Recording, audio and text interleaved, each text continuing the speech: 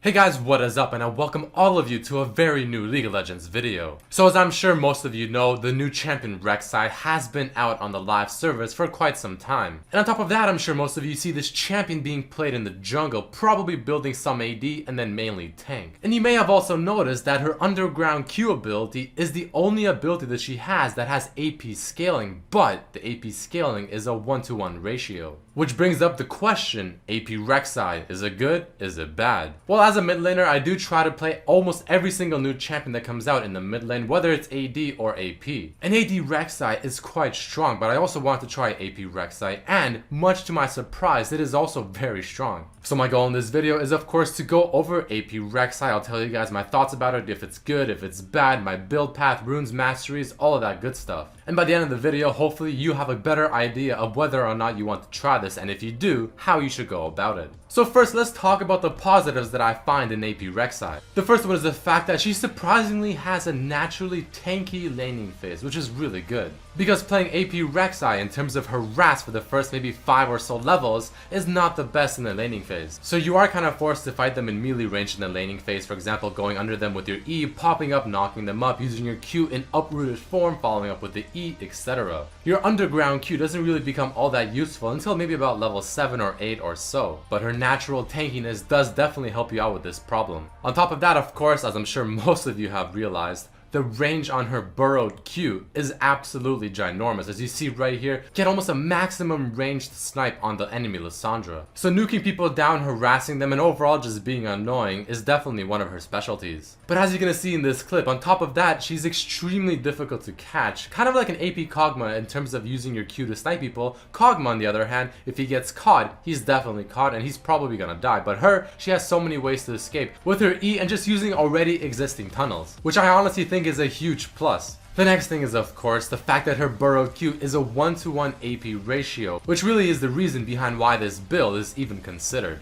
A cool thing though also is the fact that she can also bring in some much needed CC if the situation arises. For instance, on this Sona, I snipe her with the Q, see the opportunity, walk back just in case because I saw other people, but I can walk right back in with my E, knock her up, go for the kill, and then finish off with another snipe. So even though she's like an AP Kog'Maw chilling from afar firing her Qs, she can also have the option to engage and knock people up. Options are always good. Her ultimate, which I only really find the purpose of to just go back into lane or to a certain area faster so you can potentially farm up or maybe go in for an assault. Other than that, it's not really all that good. But other than that, it's a pretty cool ultimate for the reasons I just mentioned. Stacking up Magi's can also be quite easy since you're pretty safe chilling in the back, throwing out Qs, getting assists, sniping down kills. And overall, she's just extremely annoying to deal with for the enemy team. But quickly going into the negatives, as with all champions there are of course negatives. The first one is the most obvious one. Her Q underground is literally the only spell that you have that will deal any significant damage. So of course, if you miss your burrow Q a little too much, I mean, you're kind of useless. Her laning phase, despite what I've said, is still mediocre at best. It's not bad, but it's not great. You also feel somewhat useless in teamfights if you cannot land your Qs or if you don't land really the most important ones. Since in a team fight, you usually cannot really go in for the hard engage into melee form, or else they'll just burst you down, you'll lose your stacks, and you'll just not really do anything. One thing I've noticed is that I have trouble carrying late game with this champion, so you have to try to finish off the game by at least 40 minutes. Or suddenly, you don't really feel like you're doing the same amount of damage. She does feel a little reliant on the Magi stacks to ensure that she can keep dishing out that immense damage. And finally, she's not the easiest to play because your only source of damage is purely a skill shot. So now let's go into the item builds. I want to be showing you guys two different build paths because one of them I think a lot of people will just go WTF since they're just not used to it. So just remember that there are two build paths, but let's go into the first one. One very important thing to mention about the build that I do with her is that I try to achieve 40% cooldown reduction as fast as possible, because it is just so important. You want to be able to fire off those Qs as often as possible. So with that being said, with this build, I try to get the 40% CDR as fast as I possibly can by getting double Morellonomicon. A lot of people might be turned off by this because you're just simply wasting the passive stat, and on top of that you're getting two items that offer mana regen for a champion without mana.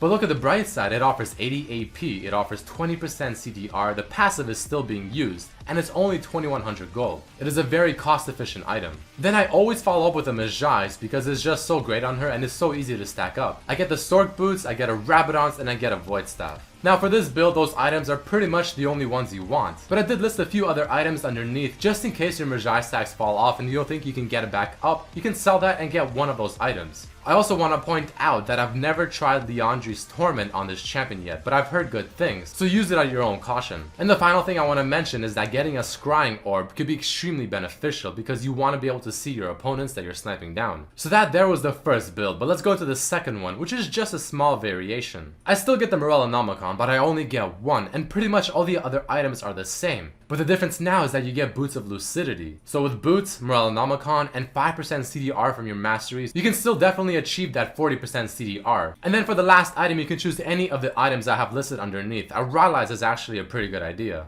Quickly going into runes and masteries, I go 2190. You can also put a few points into the movement speed from utility if you really wish. Overall quite standard. I keep the 4 points in the CDR at the very top in the offense tree even if I'm going double Morellonomicon, because it still helps during the laning phase. But again, feel free to switch it up as you see fit. For my runes, I run a pretty simple page. I get flat AP Quints, Magic Pen Reds, health per level yellows, and then flat MR blues. The only thing I can recommend maybe switching out is maybe yellows for armor or just flat HP, or you can switch out the Quints for Moose Speed Quints instead if you so choose. But that's pretty much all I want to talk to you guys about for AP Rek'Sai. I personally enjoy playing it quite a bit. It feels a little trollish, but it's really strong. And almost every single time I've played it, I've done quite well. So tell me what you guys think, tell me how your games go, tell me if you enjoyed the video. If you did, definitely throw in a like, share it with your friends, and I hope to see you for the next one.